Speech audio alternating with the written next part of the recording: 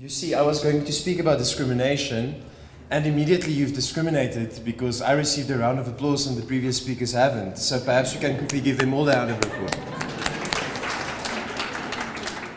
applause. Labour lawyers always, when we come to the party in these type of interdisciplinary discussions, then we're always the party poopers. Because we always spoil the party by saying, good idea, but in terms of labour law, this is not possible. And again, I think the conversation about psychopathy is really no different. There are some real concerns. We all know that the law constantly deals with the difficulty of working with people that are different. And we know that there are no two people in the world, no two workers in the world that are exactly the same. There is, of course, mechanisms through which we can deal with differences. Most problematic in this case, I would definitely think, is how we define psychopathy. And one of the later speakers will speak more prudently, I think, to that point.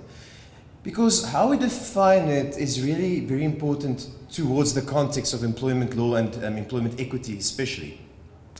If, for example, psychopathy has to do with a medical condition, a psychological disorder, for example, then discrimination really comes into play.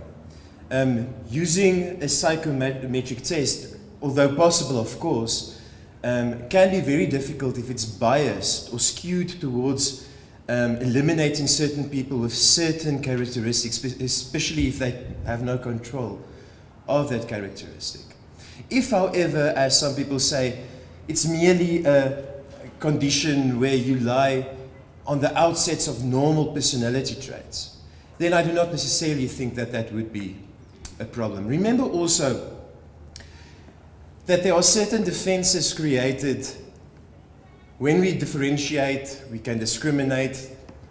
It can be unfair discrimination even, but it must be an inherent requirement of the job. And to my mind, psychopathy, it should be an inherent requirement of the job not to be a psychopath.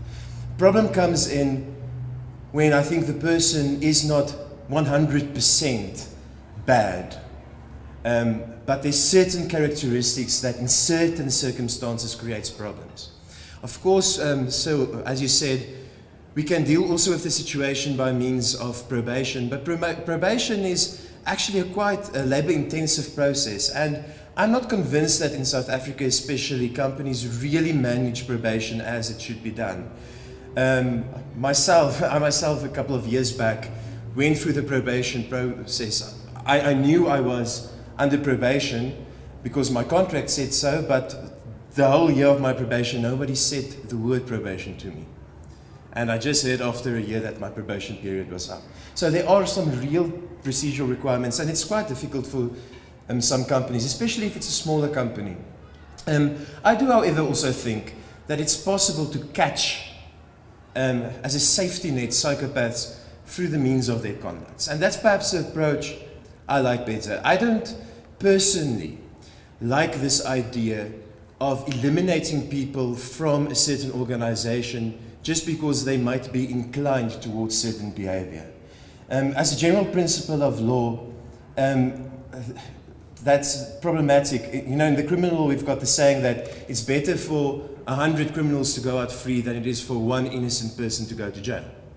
And similarly, I would be very concerned that a psychometric test or some type of mechanism in that fashion would identify a person who might not have committed any act. So I think if we can deal with these problems through the normal mechanisms of labour law, and dismissals for misconduct the moment they've done something wrong might be perhaps a fairer approach. Thank you, ladies and gentlemen.